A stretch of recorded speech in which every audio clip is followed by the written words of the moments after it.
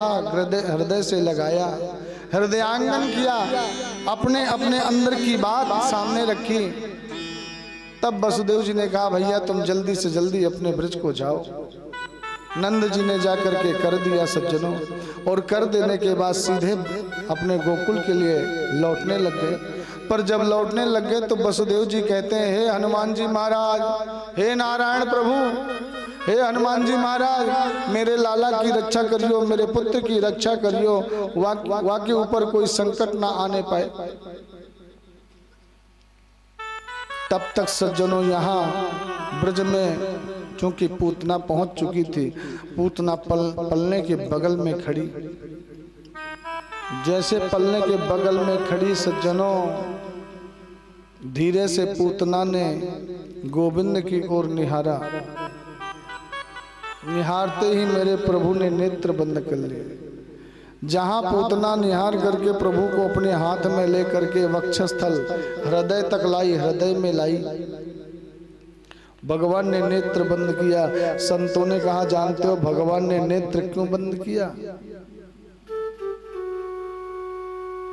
एक संत कहते हैं भगवान ने नेत्र इसलिए बंद किया क्योंकि भगवान नेत्र बंद करके सोच रहे थे कि देखो मैंने इस धरा में इतने अवतार लिए, 24 अवतार लिए, पर उनमें से सबसे श्रेष्ठ पूर्ण अवतार जो हुए, पूर्ण अवतार वो 2 हुए, राम और कृष्ण। और देखो जब मैं पूर्ण अवतार लेकर आया तभी जिस माँ के गर्भ से जन्म लेकर के आया, जिस माँ का वात्सल्य पाने के लिए आया, मुझे उसी माँ का वध भी करना पड़ा। पहली बार 2 जन्म हुए, दोनों में पहले मैंने किसी स्त्री का ही वध किया, किसी देवी को ही मारा।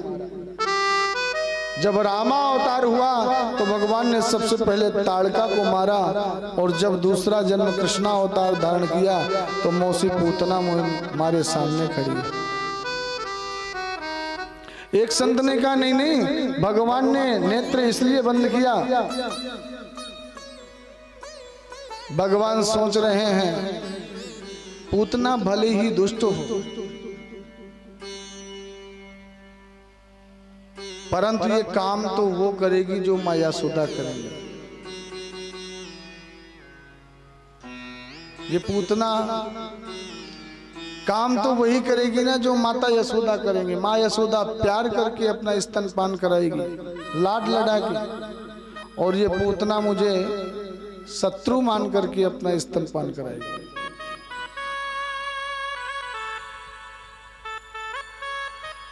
पूतना जानते हैं कौन है? ये रत्नमाला नाम की राजा बलि की बहन है। जब भगवान बलि के द्वार पर आए तो देख रही थी, वामन भगवान का जब दर्शन किया रत्नमाला तो बड़ी आनंदित भई, वाह कितने सुंदर है। राजा बलि से जब चर्चा कर रहे थे, अब साक्षात परमात्मा है, इतना तेज था, इतने सुंदर थे, सुंदर सी पतली सी छोटी सी कमर, 52 अंगुल का शरीर, छोटे छोटे हाथ, छोटे छोटे पैर, छोटे छोटे कपोल, सुंदर 2 नेत्र और सुंदर लाल लाल ओंठ। भगवान ने एक छत्र ले रखा है, एक हाथ में कमंडल ले रखा है, कमर में करधनी धारण कर रखी है, सुंदर मोटा मोटा जनेऊ पड़ा हुआ है, एक छोटी सी कौपिन धारण कर रखी है प्रभु ने। सोचिए कितना सुंदर स्वरूप रहा होगा। तो रत्नमाला ने देखा और सोची कि वाह कितने सुंदर है। इन्हें स्तनपान कराने का मन करता है, पुत्र बनाने का मन करता है, वात्सल्य लाड लडाने का मन करता है। लगता है एक बार गोद में लेकर के इतना लाड लगाऊं, इतना लाड लडाऊं कि मेरी जान ही निकल जाए, इतना लाड लड़ा लूं कि मेरी जान ही निकल जाए, बस ये सोच रही थी। पर जब भगवान ने विराट रूप धारण किया और 2 पग में सब कुछ नाप लिया तो यही रत्नमाला का मन बदल गया। और क्या कह रही है जानते हो? मन में सोच रही है कि हे भगवान, यदि ऐसी औलाद मेरी होती, कहीं मेरे हाथ में आ जाए कि मेरे भाई को लूट लिया, तो मैं इसको गर्दन पकड़ करके जहर पिला देती, मर जाए। फिर मन में आया कि मैं इसको जहर पिला देती कि मर जाए। तो भगवान ने कहा तथास्तु देवी, तुम्हारी दोनों मनोकामना पूर्ण करूंगा। वही आज पूतना बन करके रत्नमाला आई और भगवान को जब लेकर खड़ी हो गई तो भगवान सोच रहे हैं कि कुछ भी कहो, ये काम तो वो करेगी जो मैया यशोदा करेंगी, इसलिए मैं इसको कौन सी गति प्रदान करूं। तो भगवान नेत्र बंद करके सोच रहे हैं कि मैं इसे कौन सी गति रति प्रदान करूं। एक संत ने कहा नहीं नहीं, भगवान ने नेत्र इसलिए बंद किए कि भगवान नेत्र बंद किए क्योंकि भगवान की दाहिनी आंख में सूर्य का वास है और बाईं आंख में चंद्रमा का वास है। तो सूर्य और चंद्रमा अपने आप को ढक लिए कि ऐसी दुष्टा जो हमारे प्रभु इतने सुंदर, क्या प्रभु का स्वरूप है, जिन्हें देखने के लिए त्रैलोकी के देवता किसी न किसी बहाने आ रहे हैं और प्रभु का दर्शन करके जा रहे हैं। ऐसे परम लाडले गोविंद को जो दुनिया लाड लड़ा रही है, ये दुष्टा पूतना उन गोविंद को मारने की कामना लेकर के आई है। इसलिए सूर्य और चंद्रमा ने अपने लोकों के दरवाजे बंद कर लिए कि कभी भी भविष्य में जीवन में इस दुष्ट के लिए हमारे लोक के दरवाजे नहीं खुलेंगे, बंद ही रहेंगे। तो सूर्य चंद्रमा ने अपने आप को ढक लिया। एक संत ने कहा नहीं नहीं महाराज, भगवान ने नेत्र इसलिए बंद किया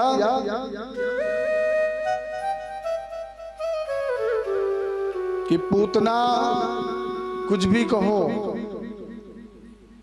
भगवान ने नेत्र इसलिए बंद किया कि ये मारने तो मुझे आई थी, पर मेरे कारण पीछे कितने छोटे छोटे बच्चों को इसने मार दिया जहर खिलाकर। इसलिए भगवान नेत्र बंद करके उन जीवात्माओं का ध्यान कर रहे हैं कि जो मेरे कारण मारे गए हैं, मैं उनको कौन से लोक में भेजूं, उन्हें कौन सी गति रति प्रदान करूं। तो भगवान ने उन सभी जीवात्माओं का ध्यान कर रहे हैं। संतों ने बहुत कारण बताते हैं कि भगवान ने नेत्र क्यों बंद किया, पर सज्जनों, जैसे पूतना ने भगवान को अपने वक्षस्थल पे लिया, छोटे से कन्हैया को पूतना ने अपना स्तन निकाल करके प्रभु के मुख में दिया। मेरे गोविंद स्तन का पान करने लग गए, पर नेत्र नहीं खोला। एक संत ने कहा जानते हो भगवान ने नेत्र क्यों बंद किया है? बोले क्यों बंद किया भैया बता दो। बोले भगवान नेत्र इसलिए बंद कर रखे हैं क्योंकि भगवान नेत्र बंद करके भगवान भोलेनाथ का ध्यान कर रहे हैं।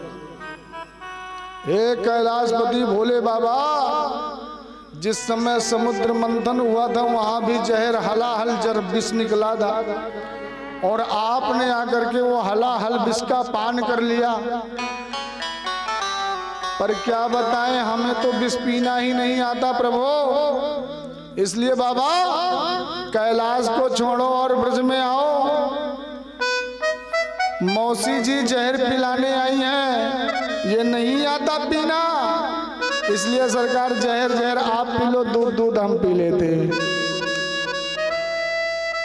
भोलेनाथ जी को बुला लिए। भोलेनाथ जी को गोविंद कहते हैं सरकार आ जाओ, जहर जहर आप पियो, दूध दूध हम पीते हैं। और जैसे पूतना ने मुख में स्तन दिया, भगवान घटा घट पीने लगे, क्योंकि वो दूध पी रहे ना। अब जब 5 मिनट हुआ, 10 मिनट हुआ, 15 मिनट हुआ, पूतना ने कही हे भगवान, मैंने अब तक जिस बालक के मुख में स्तन दिया और देते ही मर गया, मैं फेंक करके आ गया, पर ये एक विचित्र बालक है, अब तक इसे कुछ नहीं हुआ, आधे घंटे से दूध पीता जा रहा है। जब 1 घंटे होने को आए तो भगवान ने कहा नाटक बंद करना पड़ेगा, और भगवान ने दूध के साथ में प्राणों का आकर्षण करना प्रारंभ किया, प्राण पीना प्रारंभ किया। और जैसे प्राण पिए प्रभु ने तो घबराहट हुई पूतना को। जब घबराहट हुई, बेचैनी हुई, पसीने निकलने लगे, माथा घूमने लग गया, चक्कर आने लग गया। पूतना बोली छोड़ लाला छोड़। तो मेरे प्रभु बोल गए मौसी जी हमको तो पकड़ बो आवे, छोड़ बो तो आवे ना। पूतना ने कही हे भगवान ये छोटो सो लाला बोल भी नहीं लगे, छोड़ लाला छोड़। भगवान ने कि अब तो ठिकाने लगा कर ही छोड़ेंगे। तब तक पूतना का जब प्राण निकलने लग गए तो पूतना अपने दिव्य देह का त्याग किया और फिर अपने वास्तविक रूप में आ गई, दैत्य रूप में आई। शरीर बढ़ने लग गया, बाहर की ओर दौड़ने लग गई। दौड़ते दौड़ते एक डेढ़ी को पार किया, दूसरी डेढ़ी को पार किया, और जैसे आंगन में आई सो महाराज देवी ये पूतना का ऐसा विराट रूप धारण कर लिया, राक्षसी रूप। दीवार को तोड़ती हुई, गेट को तोड़ती हुई निकली। बाहर निकली तो बड़े बड़े वृक्षावली थी। जिस वृक्ष में दीवार पूतना का शरीर लगता, वृक्ष टूटकर धराशायी हो जाता। बड़ी बड़ी शिलाएं रखी थी पर्वतों में, जिस शिला में पूतना का शरीर लगता वो शिला टूट करके चूर चूर हो जाती। दौड़ रही थी, सब ब्रजवासी देख रहे थे। भगवान ने सोचा कहीं ऐसा तो ना है कि मथुरा की ओर दौड़ रही हो। तो भगवान ने एक छोटी सी मुट्ठी बांध करके पूतना के वक्षस्थल पर प्रहार किया। सोई पूतना पीठ के बल गिरी और ऐसी गिरी की बड़े बड़े पर्वत चकनाचूर हो गए, बड़े बड़े वृक्ष चकनाचूर हो गए। ये आवाज पूरे ब्रजमंडल में गूंज उठी। जब पूतना गिरी तो कोसों दूर की धूल उड़ गई, पूरा ब्रजमंडल धूल धूल सा हो गया। ब्रजवासियों ने देखा, दौड़ पड़े ब्रजवासी, भैया ये तो लाला को लेकर चली गई, ये तो कोई राक्षसी है, राक्षसी। मैया यशोदा से बोले, मैया यशोदा दौड़ती भई आई ब्रज गोपियाओं के साथ, दौड़ती भई गई और मेरे गोविंद को उसके हृदय, पूतना के हृदय से उठा करके अंक में भर लिया। माँ यशोदा के नेत्रों से अश्रुपात हो पड़े। हे भगवान ये राक्षसी कहां से आई, कब आई, कौन है, किसी ने देखा क्यों नहीं, मैं इसको पहचान क्यों नहीं पाई। तब तक ब्रज के जो ग्वाला थे, ग्वाला कहता है भैया देख ये वही है जो लंबी लंबी सी आई थी जिसे तू भौजी कह रहे हो। ये भौजी नहीं, ये तो राक्षसी थी। तो एक ने कही भैया मोह तो पहले से मालूम पड़ गई कि इतनी लंबी चौड़ी या ब्रज में काहू की बहू ना आए, ये नई नई आई तो आई कहाँ थे। पर वो तो भगवान की कृपा है कि हमारे लाला को कच्चू ना भयो। एक ने कही भैया तूने सब कुछ देखो पर जो मैंने देखा वो तूने नहीं देखा। भैया तूने कहा देखो। तब तक वसुदेव जी पीछे से आए गए बैलगाड़ी लेकर के, और जैसे ग्वाले ने कही भैया जो मैंने देखो वो तूने ना देखो। कहा देखो भैया एक बात बता, ये पूतना मरी कैसे, ये गिरी कैसे। एक ने कही भैया पापी है, पाप का घड़ा बढ़ गया। एक नवजात शिशु को लेकर दौड़ रही थी तो पापी की जान कितनी बड़ी, या दौड़ रही थी मथुरा की ओर तो या के पैर में कोई चोट लगी होगी, पत्थर और धड़ाम से गिरकर मर गई। तो दूसरे ने कि भैया एक बात बता, यदि आगे पैर में कुछ चोट लगी होती फिर गिरी होती और मरी होती तो ये पेट के बल गिरती ना, ये तो पीठ के बल गिरी है, ऐसे कैसे ऐसे। तो एक ने कही भैया मैं बताऊं। हाँ बताओ। भैया मैंने अपनी आंखन ते देखी जो तुमने काहू ने नहीं देखी, वो मैंने देखी। क्या? क्योंकि मुझे शक था कि जब ये लंबी चौड़ी पूतना गई ना अंदर ये राक्षसी, तब मैं टकटकी लगा के आपको देख रहे हो कि जब लौट के आएगी तब तो मैं आपको पहचान लूंगा कि किसकी पत्नी है, किसके साथ ही आपको ब्याह भयो। तो आज मैं आके खसम के घर जाऊंगा।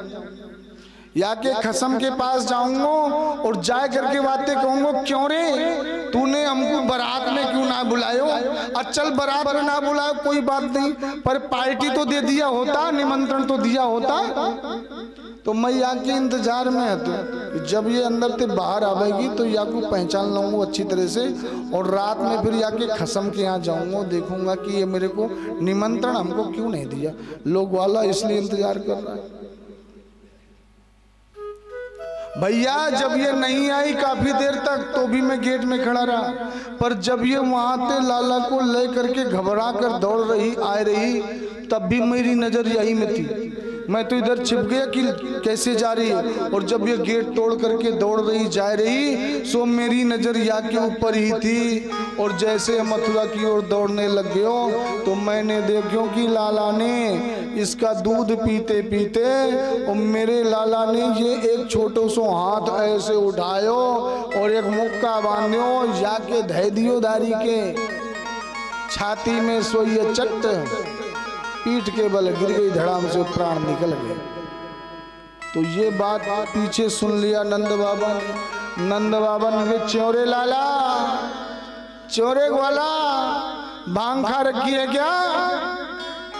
अब बाबा के सामने किसकी चले? नंद बाबा ने चौरे लाला, काल जन्म भयो लाला को और आज यानी इतनी बड़ी राक्षसी को मार दियो एक मुक्के में। हाँ बाबा साची कहूँ, सौगंध खाए करके कहूँ, मैंने या को बिल्कुल देखी। बाबा ने कही तूने लाला कच्चू ना देखो, मोते पूछ कैसे का भाई? अच्छा बाबा तुम ही बता दियो। तो बाबा ने कही लाला जब मैं यहाँ से मथुरा गयो, वहां सबसे पहले मोको वसुदेव जी से मुलाकात हुई, और वसुदेव जैसा ज्योतिषाचार ब्रजमंडल के अंदर क्या त्रिभुवन में नहीं मिलेगा कोई इतने बड़े ज्योतिषाचार्य। उन्होंने मुझे खड़ा करके कहा कि नंद तेरे लाला के ऊपर कोई आपत्ति विपत्ति आए वारी है, तो जल्दी से जा ब्रज को। और सोई मैं तुरंत कर दे करके आयो, पर आते समय मैं अपने इष्ट देव को प्रणाम कियो, हे नारायण, हे मेरे इष्ट देव, मेरे लाला की रक्षा करियो प्रभु, हे कृपालु भक्तवत्सल दयालु, मेरे लाला की रक्षा करियो। हे हनुमान जी महाराज, लंका में आपने बड़े बड़े योद्धाओं को पछाड़ा है, और आज है हनुमान जी महाराज आपको सौगंध है, मेरी लाज रखियो और मेरे लाला की रक्षा करियो। बस मैं अपने हनुमान जी को ध्यान